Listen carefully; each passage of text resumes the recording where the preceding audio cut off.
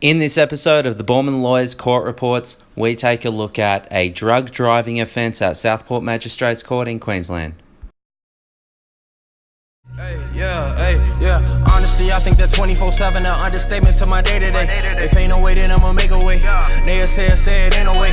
I ain't never listened, kept them at the distance. This is for the ones who ain't afraid. And this is more than a paper chase. I wonder who else can say the same. G'day, welcome to Boorman Lawyers. My name's Josh Boorman.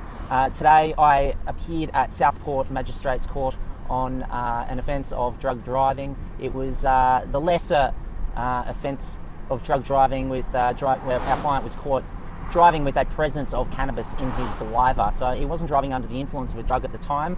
However, he did have traces of cannabis still in his system from over a week after consuming a small amount of cannabis, and he was pulled over for a roadside drug test. He provided a sample of saliva, and it was found that he did have positive traces of cannabis in his system. So in order to, his matter was actually initially listed at Warwick Magistrates Court out west of the Gold Coast in Queensland, but he lives on the Gold Coast. So what we were able to do, we were able to enter a plea of guilty on his matter and have his matter transferred to Southport Magistrates Court, closer to where he lives, so we could attend court and seek the maximum amount of leniency for his type of offence. It was the first major traffic offence for my client. So he was looking at between 1 to 9 months off the road. Unfortunately, he had previously lost his licence due to demerit points over the past 5 years, so he wasn't in a position where he could apply for a work licence. So we were really trying to get the reduction of his period of disqualification reduced down as low as possible. My client went along, he completed the Save Traffic Offenders program, which he completed successfully. He had a workbook. From that course, he got a completion certificate. We were able to tender that as evidence that he's gone along and educated himself about driver safety, and that certainly played in his favour. We were also able to get some good character references from his work, his ex-wife, who they're still on amicable terms, and we got our client to put to the court a letter of apology, outlining the significant lessons he'd learned out of the traffic offenders program, and certainly the concerns that he has about going forward without a driver's license and how it will affect his position at work. And obviously he apologised to the court and the community for his offending behaviour.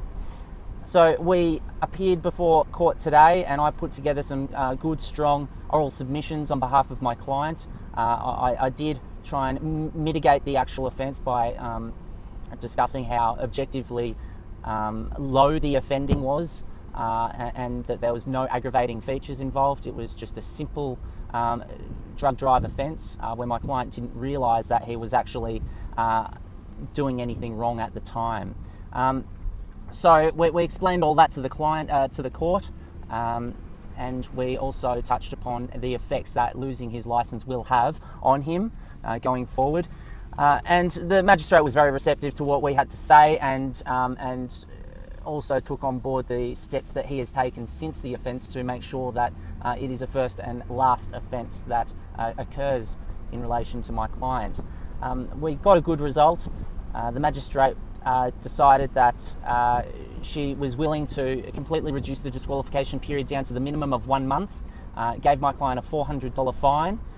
But the other big win for my client was that we were able to persuade the magistrate not to record a criminal conviction. See, our client is originally from overseas. He still has a lot of family over in South Africa, and does a lot of travelling between Australia and South Africa, and also to see friends in the UK. So the general stigma surrounding a drug offence can have an effect on his ability to travel, and if he had a drug driving conviction on his record. So we were able to persuade the magistrate not to record a criminal conviction, which our client was extremely happy about.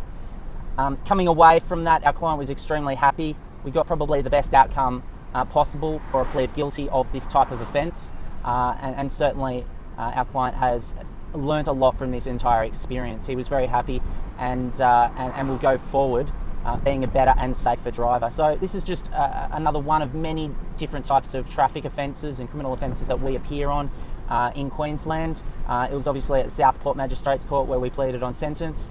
And if you found yourself on the wrong side of the law in a similar sort of with a similar sort of offence or traffic offence, please feel free to give me a call on 1300 941 900.